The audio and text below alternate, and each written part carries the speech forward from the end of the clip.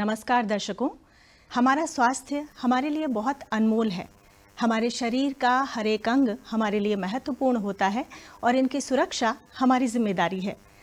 इसी तरह का एक महत्वपूर्ण अंग है हमारी आँखें, जिनसे हम ये दुनिया देखते हैं और इनके बिना हम जीवन की कल्पना भी नहीं कर सकते। इन्हीं आँखों की रोशनी को अंधेरे की तरफ धकेलने वाली एक भयंकर बीमारी का नाम है ग्लूकोमा यानी काला मोतिया। हम ग्लूकोमा सप्ताह मना रहे हैं। इसी के अंतर्गत आज इस बीमारी के बारे में विस्तार से चर्चा के लिए हमने अपने स्टूडियो में आमंत्रित किया है जाने माने नेत्र रोग विशेषज्ञ डॉक्टर प्रवीण रेवड़ी जी को। डॉक्टर साहब, आपका बहुत बहुत स्वागत है हमारे स्टूडियो में। सबसे पहले हम आपसे जानना चाहते हैं कि ग्लूकोमा क्या है और कितने प्रकार का होता है। देखिए, ग्लूकोमा जैसे कि हम लोग आम लोग परिचित हैं। हम भारत में इसको विभिन्न नामों से जानते हैं, जैसे कि काला मोतिया, काला बिंदु या कांच बिंदु जी। इस प्रकार के नाम से हम ज़्यादा परिचित हैं इस बीमारी से। ये आँखों की एक ऐसी बीमारी है जिसके अंदर हमारी आँख से जो जानकारी हमारे मस्तिष्क तक जाती है, जिस स्ट्रक्चर के द्वारा, उसे हम ऑप्टिक नर्व कहते हैं। और इस बीमारी के अंदर ऑप्टिक नर्व हमारी डैमेज हो जाती है जी। तो ये ऑप्टिक नर्व डैमेज हो जाने के कारण इसमें हमें अंधता आ जाती है और ये अंधता स्थायी रहती है। तो यही कारण है कि हम इस बीमारी के बारे में जागरूक रहना चाहते हैं और जो ये विशेष आयोजन किया जाता है साल में एक बार ग्लूकोमा सप्ताह मनाने का, उसका उद्देश्य भी यही है कि हम लोगों के अंदर इस बीमारी के बारे में जागरूकता ला सकें ताकि लोग इस बीमारी से बच सकें। जी। जहाँ तक आपने पूछा कि इसके कितने प्रकार हैं, तो मुख्यतः हम ग्लूकोमा के दो प्रकार लेके चलते हैं। इसे हम primary open angle glaucoma and primary angle closure glaucoma के नाम से जानते हैं। एक अन्य प्रकार है जिसे हम सेकेंडरी ग्लूकोमास जानते हैं। तो ये जो ग्लूकोमास हैं जिनके बारे में जिनके नाम लिए हैं, ये हैं वो जो अडल्ट या वयस्क व्यक्ति के अंदर होते हैं। इसके अलावा ग्लूकोमा जो न्यूबॉर्न हैं, यानी कि जो नवजात शिशु हैं, उनमें भी होने की संभावना रहती है। और ग्लूकोमा जो टीनेज हैं या 40 वर्ष से कम उम्र के जो लोग हैं, उनमें भी होने की है। तो यदि हम देखें तो विभिन्न प्रकार हैं जो कि उम्र के अनुसार या लिंग के अनुसार अलग अलग प्रकार से होते हैं। जी डॉक्टर, आपने बताया कि इसके बहुत सारे प्रकार होते हैं और एकदम से अंधता आ जाती है इसमें। तो कई बार क्या होता है कि लक्षणों का नहीं पता चलता मरीज को कि किस तरह के लक्षण हों तो वो ये ज्ञात करें कि ग्लूकोमा है। तो क्या लक्षण होते हैं शुरुआती दौर में? जी देखिए, जो हम सप्ताह मना रहे हैं, इसका दूसरा जो मुख्य कारण है कि हम ये जागरूकता क्यों चाहते हैं, ग्लूकोमा अधिकतर लोगों के अंदर बिना लक्षण के ही आता है। यानी कि या तो इसके लक्षण आते नहीं हैं या इसके लक्षण उस समय पर आते हैं जब हमारी बीमारी बहुत ज़्यादा आगे बढ़ चुकी होती है, यानी कि बहुत एडवांस स्टेज पे आ जाती है। अधिकतर लोगों के अंदर ये लक्षण रहित बीमारी है। कुछ लोगों के अंदर जो लक्षण आते हैं, उनमें से प्रमुख लक्षण ये हो सकते हैं कि बार बार चश्मे के नंबर का बदलना, या तेज दर्द के साथ एकदम से हमें आँख के अंदर रोशनी कम हो जाना, या लाली आ जाना, या उसके साथ बहुत ज़्यादा पानी आना। तो इस प्रकार के लक्षण बहुत कम लोगों के अंदर आ सकते हैं। पर ये याद रखने की बात है कि अधिकतर लोगों के अंदर ग्लूकोमा के कोई भी लक्षण नहीं आते हैं। जी, बिना लक्षणों की बीमारी है जो अचानक हमला करती है एक तरह से और बहुत आघात पहुंचाती है। इसके जोखिम कारक क्या हो सकते हैं? जी देखिए, जोखिम कारक के अंदर जो सबसे प्रमुख कारण है वो है हमारी बढ़ती हुई उम्र। जी। जैसे ही हम 40 वर्ष से अधिक उम्र के हो जाते हैं, तो हमारा ग्लूकोमा हो जाने का या काला मोतिया होने का जो रिस्क है, जो संभावनाएं हैं, वो बढ़ती चली जाती हैं। तो जैसे जैसे हम 40 वर्ष से अधिक उम्र की तरफ बढ़ते जाएंगे, हमारे लिए संभावनाएं बढ़ती चली जाएंगी। जी। इसके अलावा पारिवारिक इतिहास यदि हमारा है, यदि हमारी फैमिली के अंदर किसी को ग्लूकोमा है, तो भी हमें इसके होने की संभावनाएं बढ़ जाती हैं।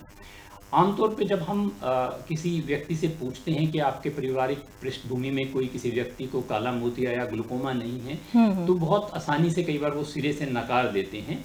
पर मेरा निवेदन ये रहेगा कि जब भी आप इसके बारे में जवाब दे रहे होते हैं, तो ये जरूर सोचिए कि आपका परिवार केवल आपके माता पिता या बच्चे नहीं हैं।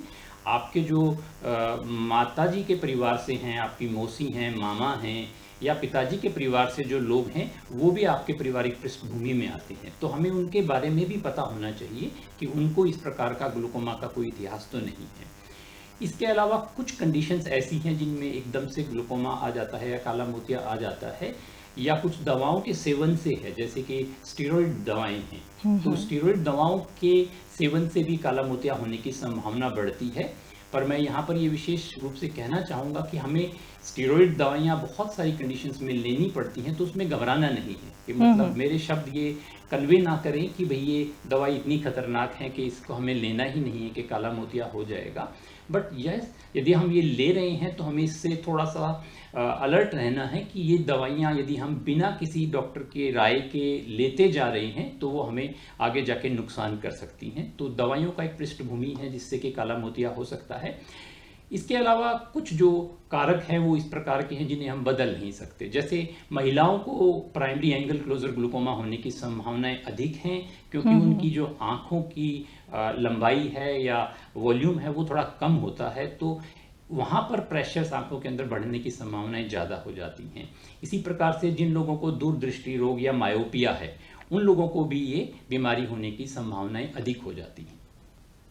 आपके कहने का मतलब है, जैसे अभी आपने बताया कि आंखों का प्रेशर बढ़ता है, तो क्या समय समय पर आंखों के प्रेशर की जांच करवाना ज़रूरी है? जी देखिए, प्रेशर भी एक रिस्क फैक्टर है, तो पर यहाँ पर ये समझिए कि सभी लोग जिनको काला मोतिया होगा उनके प्रेशर ज़्यादा ही होंगे ये जरूरी नहीं है।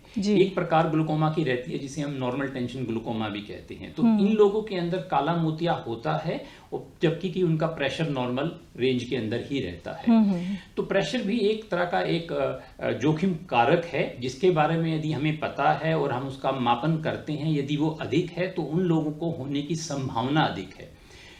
साथ में ये भी ध्यान रखना है कि जिन लोगों को प्रेशर अधिक है उनको काला मोतिया होगा ही ये जरूरी नहीं है, या जिन लोगों का प्रेशर कम है और उनको काला मोतिया नहीं होगा ये भी जरूरी नहीं है। तो हमें बहुत सारी चीज़ों को देखना है। जब हम आंखों की जांच करते हैं तो केवल प्रेशर एक जोखिम कारक है जिसको हम मापन करते हैं। जहाँ तक आपने पूछा कि भाई क्या सभी लोगों को मापन करवाते रहना चाहिए, पर हमने जिस पृष्ठभूमि में बात की कि क्योंकि काला मोतिया एक ऐसी बीमारी है जिसके लक्षण नहीं आते हैं, तो इसलिए बेहतर चीज़ क्या रहेगी कि जिससे हम काला मोतिया को पता कर पाएँ या उसके बारे में हम अर्ली डायग्नोसिस कर पाएँ, तो वो ये है कि हम नियमित रूप से आंखों की जांच कराएं, ना केवल प्रेशर, क्योंकि आंखों की कुछ और बीमारियां भी हैं जो कि कम लक्षण के साथ या देर के लक्षण के साथ आती हैं। तो एक संपूर्ण आंखों की जांच नियमित समय पे होती रहे तो वो सबसे बेहतर है कि हम उससे काला मोतिया को समय रहते डायग्नोस कर सकते हैं। जी डॉक्टर, जब एक मरीज अस्पताल में जाता है तो ग्लूकोमा का पता कैसे लगाया जाता है कि इस मरीज को काला मोतिया है? कौन कौन से टेस्ट होते हैं जो इनिशियल तौर पे किए जाते हैं? जी देखिए, काला मोतिया क्योंकि हमने बात की कि एक ऐसी बीमारी है जिसमें शुरुआती दौर में कोई लक्षण नहीं आते हैं, तो हम जितने मरीजों का आमतौर पे डायग्नोसिस करते हैं वो मरीज आमतौर पे किसी और समस्या को लेकर हमारे पास आए हुए होते हैं कि कभी आंखों में चुभन हो रही है या पानी आ रहा है या देखने में कुछ कमी आ गई है। तो हमारा एक प्रोटोकॉल है कि जब भी पेशेंट आता है तो हम एक संपूर्ण जांच करते हैं आँख की, हर आँख के हिस्से को जांचा जाता है। तो जब हम वो जांच करते हैं तो उस दौरान हमें यदि कुछ इस प्रकार के लक्षण दिखाई देते हैं जो कि हमें इशारा करते हैं कि ये व्यक्ति शायद काला मोतिया से सफ़र कर रहा है या इनमें होने की संभावना है, तो वो चीज़ हम पेशेंट को फिर डिस्कस करते हैं कि भाई आपको ये लक्षण हमें लग रहे हैं जिससे कि काला मोतिया होने की संभावना आपके अंदर अधिक है। जहाँ तक ये प्रश्न आता है कि हम कौन कौन से टेस्ट करें, तो जो एक साधारण जांच है कि हम पुतली को फैला के दवाई डाल के पेशेंट को बिठा के जब देखते हैं तो ज़्यादातर केसेस के अंदर हम केवल वो साधारण जांच से ही ये डायग्नोस कर सकते हैं कि इनको संभावना अधिक है। अब जो संभावना हमने जाहिर की उसको कंफर्म करने के लिए हम लोग कुछ टेस्ट करते हैं। जी। अब एक सवाल यहाँ पर टेस्ट के साथ और जो बनता है वो ये कि भाई काला मोतिया में ये जो लक्षण नहीं आते और बीमारी चलती रहती है वो ऐसा क्यों होता है? उसका मुख्य कारण क्या है कि इसके अंदर हमारा जो दूरदृष्टि है या जो नज़र है वो तो बहुत लेट अफेक्ट होती है। जो चीज़ इसमें अफेक्ट होती है वो है हमारा दृष्टि क्षेत्र या विजुअल फील्ड। तो हमारी जो विजुअल फील्ड है वो हमारी साइडों से अफेक्ट होती हुई आती है और सेंटर में लास्ट स्टेज में अफेक्ट होती है। क्योंकि हमारा जो साइड से विजन का फील्ड अफेक्ट होता है तो वो हम मालूम नहीं कर पाते। हम चल रहे हैं, ड्राइव कर रहे हैं, तो हमें बहुत समय तक पता ही नहीं चलता कि हमारा साइड से विजन चलता जाता जा रहा है। तो यही कारण है कि काला मोतिया के अंदर हमें देर से मालूम पड़ता है। और इसी को हम जल्दी पकड़ने के लिए जो टेस्ट करते हैं उसे हम पेरीमेट्री या विजुअल फील्ड एग्जामिनेशन कहते हैं। इसके अलावा हम प्रेशर को भी मापते हैं, जिसे टोनोमेट्री कहते हैं। और कुछ भी टेस्ट हैं, जिसमें से एक टेस्ट है जिसे हम ओकुलर कोहेरेंस टोमोग्राफी कहते हैं। ये एक इस प्रकार की जांच है जिसमें हम आँख की जो डिफरेंट परतें हैं, अलग अलग परत हैं, उसके अंदर जो ग्लूकोमा के प्रभाव आते हैं तो हम उसको भी जांच करके जल्दी डायग्नोसिस कर सकते हैं कि हम ये जो हमें लक्षण मिल रहे हैं इन जांच पे। तो जो काला मोतिया की जांच है तो वो कोई एक इन्वेस्टिगेशन पे या एक परीक्षण पे आधारित नहीं है। व्यक्ति के अंदर मिलने वाली डिफरेंट जो लक्षण हैं वो और अलग अलग जांच के अंदर जो हमें फाइंडिंग्स मिलती हैं उनको मिला के फिर एक हम कॉम्प्रिहेंसिव अप्रोच बनाते हैं और उसी से फिर हम डायग्नोसिस करते हैं। जी, जैसा कि आपने बताया कि जब आप टेस्ट करते हैं तो पता चल जाता है कि इस मरीज को ग्लूकोमा या काला मोतिया है, तो उसका इलाज फिर शुरू कैसे किया जाता है? जी, देखिए, काला मोतिया के ये एक तो बहुत बड़ा मिथ है या भ्रम हमारे समाज में है, वो ये कि काला मोतिया हो गया है तो उसका कोई इलाज नहीं है या इस प्रकार की आँख का कोई शल्य चिकित्सा या ऑपरेशन नहीं हो पाएगा। तो मैं अपने दर्शकों को आपके माध्यम से ये बता देना चाहता हूँ कि देखिए, बीमारी हो गई है तो उससे घबराने की आवश्यकता नहीं है। आज के समय पर हर बीमारी का इलाज संभव है। अब काले मोतिया के अंदर जो हमारा डर है वो ये है कि उससे होने वाली अंधता स्थायी है। तो जो हम इलाज कर रहे हैं वो अंधता को रोकने के लिए कर रहे हैं। बीमारी हो गई है वो आपके शरीर में रहेगी, पर उसमें के लिए जो इलाज उपलब्ध है उससे हम होने वाली अंधता से रोक सकते हैं। और यही हमारा लक्ष्य है कि जब तक व्यक्ति जीवित है वो देखता रहे, और वो अंधता को रोकना ही इस बीमारी हमारे इलाज का टारगेट है। जहाँ तक अब इलाज के अलग अलग जो उपलब्धताएं हैं वो इलाज दवाइयों से भी संभव है, उसके लिए लेजर पद्धति भी उपलब्ध है और इसके साथ शल्य चिकित्सा भी उपलब्ध है। अब व्यक्ति विशेष के अंदर हम इसमें से कौन सी पद्धति का अनुसरण करते हैं वो निर्भर करता है कि व्यक्ति किस स्टेज के ऊपर हमारे पास आया है। मान लीजिए कोई व्यक्ति हमारे पास उस स्थिति पे आया है जब अभी बीमारी बहुत शुरुआती दौर में है, तो वहाँ पर हमारी कोशिश रहती है कि हम दवाओं से उसको कंट्रोल करें और व्यक्ति रेगुलरली अपना फॉलोअप करता रहे डॉक्टर के साथ, नेत्र रोग विशेषज्ञ के साथ। तो बीमारी को हम देखते रहते हैं कि जो उसके बढ़ने की रफ्तार है वो बिल्कुल धीमी है या वो नहीं बढ़ रही है, तो हम दवाइयों पे चलते रहते हैं। कुछ विशेष प्रकार के ग्लूकोमा हैं, जैसे प्राइमरी एंगल क्लोजर ग्लूकोमा या प्राइमरी ओपन एंगल ग्लूकोमा भी हैं, या सेकेंडरी ग्लूकोमा है जो कई बार पर्दे की बीमारियों के साथ आ जाते हैं। इस प्रकार के ग्लूकोमा के अंदर हम लेजर पद्धति का भी इस्तेमाल करते हैं। और कुछ मरीज इस प्रकार के भी होते हैं जो बहुत लेट स्टेज पे हमारे पास डायग्नोज होते हैं, या जिन मरीजों को हम दवाएं दे रहे हैं और दवाओं से हमें उतनी कामयाबी नहीं मिल रही है अपने इलाज में, या दवाओं का प्रयोग वो ठीक से नहीं कर पा रहे, क्योंकि जो भी दवाएं हम यूज़ करते हैं उनके कुछ ना कुछ साइड इफ़ेक्ट या इस प्रकार की चीज़ें आती हैं जो वो टॉलरेट नहीं कर पाते। तो इस प्रकार की यदि स्थिति उत्पन्न हो जाती है तो हम शल्य चिकित्सा की तरफ भी जाते हैं। तो पर एक बात जो हम ध्यान रखें वो ये कि काला मोतिया का इलाज संभव है, और जो अलग अलग पद्धतियां अवेलेबल हैं वो हम व्यक्ति विशेष की बीमारी की स्टेज पे या जिस प्रकार की बीमारी हमारी आगे अग्रसर हो रही है उन सब के ऊपर निर्भर करते हुए चूज करते हैं। जी दर्शकों, जैसा कि डॉक्टर साहब ने बताया कि काला मोतिया से घबराएं ना, इसका इलाज संभव है और इसका इलाज पूरी तरह से किया जा सकता है शल्य चिकित्सा के द्वारा भी। डॉक्टर साहब, ये तो आपने की इलाज की बात, अब मैं ये जानना चाहती हूँ कि ग्लूकोमा को रोका कैसे जा सकता है? देखिए, ग्लूकोमा, क्योंकि मैंने बताया जैसे कि आपको कि जो दो मुख्य जोखिम कारक हैं, एक तो ये है कि वो बढ़ती हुई उम्र है हमारी जी, और पारिवारिक पृष्ठभूमि। तो दोनों ही ऐसे जोखिम कारक हैं जिन्हें हम हटा नहीं सकते, क्योंकि उम्र तो हमारी बढ़नी ही है जी, और जो हमारी पारिवारिक पृष्ठभूमि है उसको भी हम बदल नहीं सकते जी। तो इसमें जो सबसे अच्छा तरीका है, और मैं आपके माध्यम से निवेदन भी करूंगा हमारे दर्शकों को, कि आप समय समय पर अपने नेत्र रोग विशेषज्ञ से अपने नेत्रों की जांच करें। आप इसका इंतजार ना करें कि जब तक कोई लक्षण नहीं आएगा तब तक हम नहीं जाएंगे, क्योंकि जैसे मैंने कार्यक्रम के बीच में बताया भी कि हम ज़्यादातर लोगों के अंदर काला मोतिया को तब डायग्नोज करते हैं जब वो किसी और समस्या को लेकर आते हैं। तो आप इंतजार ना करें कि कोई समस्या आएगी तो हम नेत्र रोग विशेषज्ञ से मिलेंगे। आप समय समय पर अपना आंखों की जांच करवाएं। एक चीज़ और मैं बता देता हूं कि हम कितनी फ्रीक्वेंटली जांच कराएं, कि कितनी बार हम जांच कराएं। तो एक जो रूल हम लोग फॉलो करते हैं या एडवाइस करते हैं वो ये है कि 40 साल की उम्र से कम लोग 2 साल में एक बार अपनी आंखों की जांच कराएं। 40 से 60 वर्ष की उम्र में यदि आपकी कोई पारिवारिक पृष्ठभूमि है बीमारी की, या आप कुछ दवाओं का सेवन कर रहे हैं जो काले मोतिये के रिस्क को बढ़ाते हैं, या आप महिला हैं, तो आप साल में एक बार अपनी जांच करवाएं। अन्यथा आप 2 साल में एक बार अपनी जांच करवा सकते हैं। 60 साल से लेके 65 साल की उम्र के बीच में साल में एक बार अवश्य जांच कराएं। 65 साल की उम्र के बाद हमारा जो रिस्क है वो काफ़ी ज़्यादा बढ़ जाता है, तो हमें हर 6 महीने पे अपनी आंखों की नियमित जांच करवा लेनी चाहिए। ग्लूकोमा से या काला मोतिया से दृष्टि की पूरी तरह हानि हो सकती है? जी, देखिए, जो हम काले मोतिये को बोलते हैं, हम बोलते हैं कि साइलेंट थीफ ऑफ साइट, यानी कि एक ऐसा चोर है जो धीरे से हमारी आंखों की नज़रों को चुरा लेता है। जी। उसका कारण यही है कि लक्षण बहुत देर से आते हैं। जब तक हमें लक्षण आते हैं या हम नियमित जांचों से इस बीमारी को पकड़ पाते हैं तब बहुत देर हो जाती है।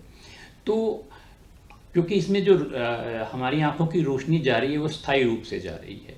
यहाँ पर मैं एक स्पष्ट और चीज़ कर देता हूँ कि हमारे जो हिंदी भाषी क्षेत्र हैं वहाँ पर हम एक और बीमारी से रूबरू होते हैं, वो है सफ़ेद मोतिया। तो कई बार सफ़ेद मोतिया और काला मोतिया को लेके लोगों के बीच में एक भ्रम आता है, या लोगों के बीच में एक धारणा है कि सफ़ेद मोतिया जब पक जाएगा तो ही काला मोतिया होगा। तो मैं ये स्पष्ट कर दूं कि ये भी एक प्रकार है, जब सफ़ेद मोतिया पक जाता है तो वो काला मोतिया के एक प्रकार में बदल जाता है। तो समय रहते यदि हम सफ़ेद मोतिया का इलाज करते हैं तो काला मोतिया होने से बच सकते हैं। पर काला मोतिया अपने आप में एक अलग बीमारी है। जो सफ़ेद मोतिया है वो हमारे आंखों के अंदर जो लेंस होता है वो जब पारदर्शिता खो देता है, अपना सफ़ेद हो जाता है, तो हम उसे सफ़ेद मोतिया कहते हैं। पर काला मोतिया के अंदर हमारा लेंस साफ स्पष्ट रहता है। ये हमारे आंखों की नसों की बीमारी है या ऑप्टिक नर्व की बीमारी है, जिसमें हमारा दृष्टि क्षेत्र धीरे धीरे संकुचित होते हुए खत्म हो जाता है।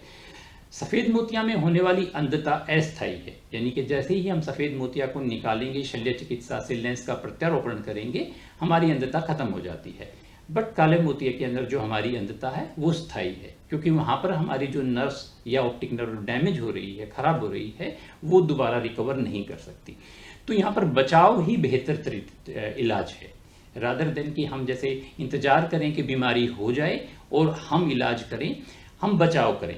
अब क्योंकि बीमारी ऐसी है कि वो निरंतर बढ़ती है, तो बचाव का जो तरीका है वो है नियमित जाँच। यदि हम नियमित जांच करवाते हुए बीमारी को समय रहते पकड़ लेते हैं और उसका इलाज शुरू कर देते हैं तो हम उससे होने वाली अंधता से बच सकते हैं। जी डॉक्टर, अक्सर कहा जाता है कि जो शुगर का मरीज होता है उसमें ग्लूकोमा बहुत ज़्यादा होता है, तो क्या शुगर या बीपी से इसका कोई संबंध है?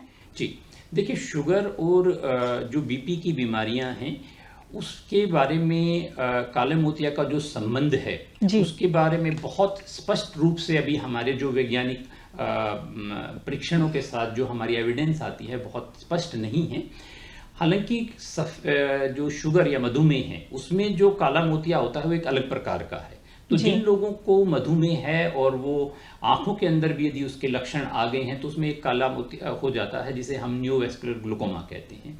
तो ये भी ग्लूकोमा एक थोड़ा सा कहेंगे कि हम खराब रूप से है, क्योंकि ये बढ़ता बहुत जल्दी से है। इसी प्रकार से जो बीपी के साथ या उच्च रक्तचाप के साथ जो ग्लूकोमा होता है वो ग्लूकोमा भी एक अलग प्रकार का है, जिसमें हमारी खून की जो सप्लाई है, जो आंख के अंदर सप्लाई है, वो एकदम से अवरुद्ध हो जाती है, बंद हो जाती है, और उसके कारण हमारा 3 से 4 महीने के बाद एक ग्लूकोमा आता है। तो इन दोनों ही बीमारियों के अंदर ग्लूकोमा होने की संभावनाएं बढ़ती हैं और एक अलग प्रकार का ये ग्लूकोमा है। तो जिन लोगों को ये बीमारियां हैं उन्हें भी नियमित रूप से अपनी जांच कराते रहना चाहिए, और कभी भी उन्हें ऐसा लगता है कि देखने में कुछ बाधा उत्पन्न हो रही है तो तुरंत अपने नेत्र रोग विशेषज्ञ से मिलना चाहिए। जी डॉक्टर, आपने कहा कि ग्लूकोमा बढ़ती उम्र में होता है अक्सर, तो क्या ये बच्चों को नहीं होता या फिर जन्म से नहीं होता? जी, ये बहुत ही अच्छा सवाल आपने किया है। देखिए, जो काला मोतिया है, हम उम्र की बात करते हैं कि 40 वर्ष के बाद इसके होने की संभावना बढ़ जाती है। जी। यदि मैं भारत में बात करूं तो 40 वर्ष से अधिक उम्र के जो 100 लोग हैं, उनमें से 3 लोग ग्लूकोमा से ग्रसित हैं। तो ज़्यादातर हमें उस उम्र का ज़्यादा चिंता रहती है कि भाई 100 में से 3 लोग ग्लूकोमा से ग्रसित हैं, पर ऐसा नहीं है कि उससे कम उम्र में ये ग्लूकोमा नहीं होता है। यदि मैं बच्चों की बात करूं, यानी कि पैदाइश से लेके और 8 से 10 वर्ष की उम्र के बीच में, तो यहाँ पर लगभग 10,000 बच्चों में से एक को होने की ये संभावना रहती है। इस प्रकार के जो बच्चे पैदा होते हैं, यदि उन्हें जन्मजात है या वो बाद में होता है, तो वो देखेंगे कि उनकी आंखें बड़ी होती जा रही हैं, यदि जो हमारी आंख का कॉर्निया है वो बड़ा होता हुआ नजर आता है या उसके अंदर सफ़ेदी आ रही है। तो इस प्रकार के लक्षण आते हैं बच्चों को, या बच्चे धूप में नहीं देख पाते हैं, बहुत ज़्यादा पानी आ रहा है उनकी आंखों से, तो इस प्रकार के लक्षण बच्चे काले मोतिया में हो सकते हैं। जहाँ तक 10 साल से लेके और 40 साल की उम्र के लोग हैं, जो टीनेज है या उसके बाद की उम्र है, जिसे हम प्री एडल्ट एज ग्रुप कहेंगे, तो उसके अंदर ये संभावना थोड़ी सी कम रहती है। लगभग 1 लाख लोगों में से एक किसी व्यक्ति को ये ग्लूकोमा हो सकता है। जी, जैसे कि हम सब जानते हैं कि हमारे स्वास्थ्य पर अलग अलग आहार का फर्क पड़ता है और अलग अलग खान पान जो होते हैं वो हमारी बीमारियों पर भी असर डालते हैं। तो क्या ग्लूकोमा के लिए भी कोई विशिष्ट आहार है जो ले सकता है मरीज और जिससे फायदा हो? जी, देखिए, अभी तक जितना अनुसंधान हुआ है इस क्षेत्र में, तो कोई ऐसा आहार विशेष नहीं, मैं कहूँगा कि ऐसा उपलब्ध है कि जिसको खाने से हम अपनी बीमारी के होने की संभावनाओं को रोक सकते हैं, या बीमारी होने के बाद हम कहें कि उससे हमारे जो डैमेज है वो कम हो जाएगा। पर एक जो संतुलित आहार है वो हमारे शरीर के लिए नितांत आवश्यक है। तो मुझे लगता है कि संतुलित आहार हम लें।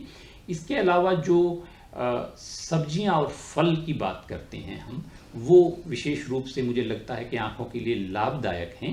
हालांकि मैं फिर से स्पष्ट करूंगा कि ऐसे वैज्ञानिक कोई अभी हमारे पास ठोस सबूत नहीं है जिसके लिए हम विशेष आहार को आइज के लिए या काले मोतिये के लिए रिकमेंड करें।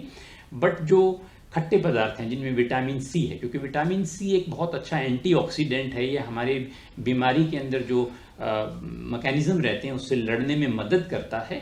तो मैं समझता हूँ कि विटामिन सी से रिच जो भी हमारे आहार हैं, जैसे संतरा है, नींबू है, आंवला है, जो भी मौसम के अंदर उपलब्ध हो, ये आहार कहीं ना कहीं शायद मददगार हो सकते हैं। डॉक्टर, जैसा कि आपने बताया कि ऑप्टिक नर्व से संबंधित होता है ग्लूकोमा, तो अक्सर डॉक्टर यही बताते हैं कि ऑप्टिक नर्व या तो सूख गई है या ब्लॉक हो गई है, तो क्या इसमें वापस ब्लड फ्लो हो सकता है इलाज से?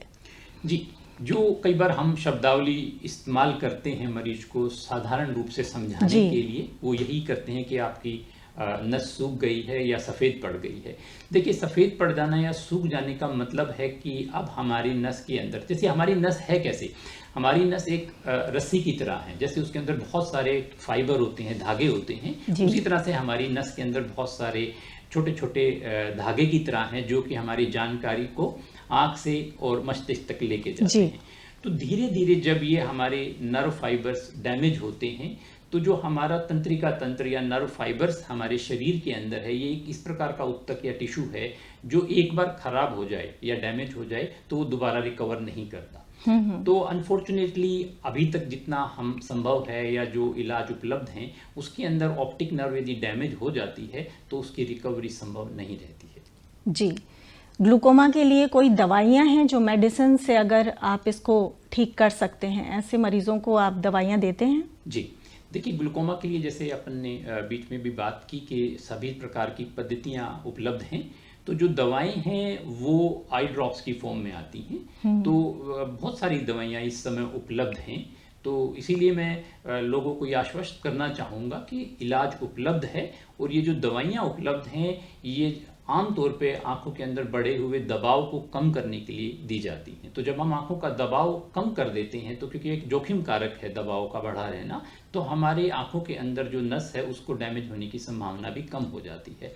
तो विभिन्न प्रकार की दवाइयाँ उपलब्ध हैं जो कि आपके नेत्र रोग विशेषज्ञ उसमें से चुनते हैं कि आपको कौन सी दवा विशेष बेहतर रहेगी। तो कुछ दवाइयाँ हैं जिन्हें हमें समय अनुसार एक बार डालना है, किसी को 2 बार डालना है, किसी को 3 बार डालना है। तो अलग अलग लोगों के लिए या अलग अलग ग्लूकोमा के प्रकार के लिए अलग अलग दवाओं को चूज़ किया जाता है। तो जो विशेष बात है दवाओं के लिए वो ये कि आपको यदि ग्लूकोमा है किसी भी व्यक्ति को, तो वो समय समय पर अपनी दवाई जरूर डालें। आमतौर पे क्या होता है कि आपने दवा डाली, आपको लगा आज मैं भूल गया, चलो कल डाल लेंगे, या 2 दिन मैं बाहर जा रहा हूँ तो दवा नहीं लेके जा रहा, ऐसा ना करें। दवाओं को समय अनुसार निश्चित रूप से डालें, वही सबसे बेहतर बचाव है। डॉक्टर, आमतौर पर ग्लूकोमा डेवलप होने में कितना समय लेता है पूरी तरह? जी देखिए, ग्लूकोमा के जैसा मैंने आपको बताया कि अलग अलग प्रकार हैं, तो ये अलग अलग प्रकार के ऊपर निर्भर करता है कि कितना समय में बढ़ेगा। जैसे प्राइमरी एंगल क्लोजर ग्लूकोमा है या सेकेंडरी ग्लूकोमा है, ये बहुत जल्दी बढ़ते हैं। यदि मैं कहूँ कि व्यक्ति को ये लक्षण आने से और अंधता तक हो सकता है कि 2 साल के अंदर ही व्यक्ति अंधा हो जाए यदि हम कोई ट्रीटमेंट नहीं ले रहे हैं जी। जहाँ तक प्राइमरी ओपन एंगल की बात है तो ये थोड़ा सा रिलेटिवली स्लो चलता है। यदि हम ट्रीटमेंट नहीं ले रहे तो ये 6 से 8 साल तक भी लग जाते हैं कि व्यक्ति पूर्ण रूप से अंधता में आ जाए। जी, और पूर्ण रूप से अंधता होने के बाद आपका ये कहना है कि ये पूरी तरह से ठीक नहीं हो सकता।